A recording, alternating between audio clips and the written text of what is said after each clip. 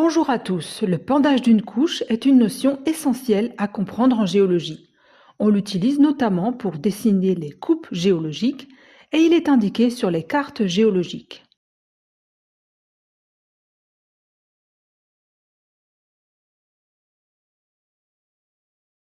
Le pendage d'une couche regroupe en réalité deux notions, le pendage à proprement parler, mais aussi la direction. Ces informations sont obtenues en faisant des mesures sur le terrain avec une boussole spécifique qui doit comporter un clinomètre pour mesurer les angles. C'est la petite flèche rouge qu'on voit ici. La direction d'une couche, en noir sur le schéma, est l'intersection entre la surface de la couche et un plan horizontal.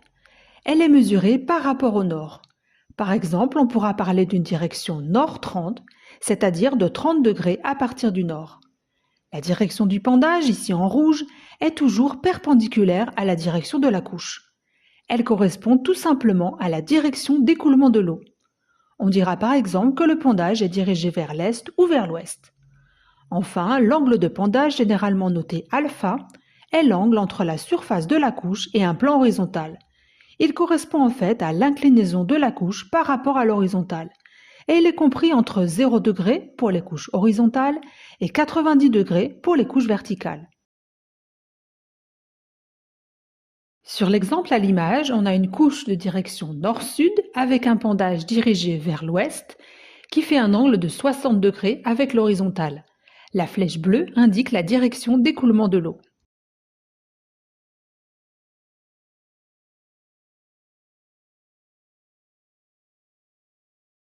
Sur les cartes, les pendages sont représentés par des symboles spécifiques qui comportent le plus souvent deux barres perpendiculaires. Si je reprends l'exemple précédent, voilà le symbole qui correspond aux mesures de terrain. La plus longue barre représente la direction de la couche, en l'occurrence nord-sud. La plus petite barre, la direction du pendage, vers l'ouest, et le chiffre donne l'angle de pendage. Attention cependant, ces symboles peuvent varier légèrement selon les cartes. Ils peuvent par exemple se terminer par une flèche et la longueur de la petite barre peut varier selon l'angle de pendage, qui n'est d'ailleurs pas toujours indiqué. Les couches horizontales et les couches verticales sont représentées par des symboles spécifiques. Dans tous les cas, pensez à vérifier la légende pour bien comprendre la signification des symboles utilisés. L'extrait de la carte géologique ici à l'écran vous montre plusieurs symboles de pendage, numérotés de 1 à 4, et qui concernent tous la même couche. Je rappelle que par convention, le nord géographique se situe toujours vers le haut de la carte. Le symbole 1 nous indique que la couche est inclinée de 25 degrés vers le sud-est et a une direction d'environ nord 60. Pour la déterminer, vous pouvez bien sûr vous aider d'un rapporteur ou d'une boussole. Au niveau du symbole 2, la couche est horizontale et puis ensuite elle est verticale au niveau du symbole 3 avec une direction d'environ nord 80.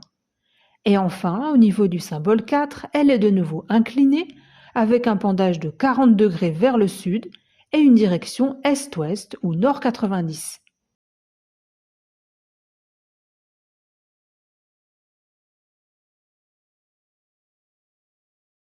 S'il n'y a pas de symbole de pendage dans la zone qui vous intéresse ou si l'angle de pendage n'est pas indiqué, tout n'est pas perdu puisqu'il existe des méthodes très simples pour évaluer ou même calculer les pendages. Premier réflexe, recherchez les symboles de pendage dans les couches adjacentes et essayez de comprendre le type de structure géologique. Ici par exemple, pas de symbole de pendage pour les couches C4 et C6, mais il paraît évident de supposer que leur pendage est similaire à celui des couches proches, qui ont toutes la même direction et un pendage orienté vers l'est. Ici, la structure est de type monoclinal. Attention quand même à cette méthode car on a pu voir dans l'exemple précédent que les pendages peuvent varier rapidement pour une même couche. Dans cet autre exemple, la structure est de type plissé. Je reconnais un anticlinal ici. Sur les flancs de l'anticlinal, les pendages sont dirigés vers l'extérieur du pli, c'est-à-dire ici vers l'ouest et donc vers l'est de l'autre côté, avec un pendage horizontal au centre de l'anticlinal, au niveau de la couche C1 en bleu. Bien sûr, tout ceci reste approximatif. Deuxième réflexe, utilisez la règle du V. Elle consiste à rechercher sur la carte des zones au niveau desquelles vous pouvez voir l'intersection d'une couche avec une vallée. Dans ces zones, la limite des couches forme un V. La direction de la pointe du V et la forme du V vous renseignent sur la direction et l'amplitude du pendage. Toujours sur cette même carte, on peut voir une vallée, ici, traversée par plusieurs couches.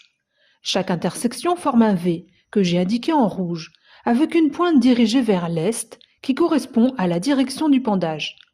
En plus de la direction, la forme du V nous renseigne aussi sur l'amplitude du pendage.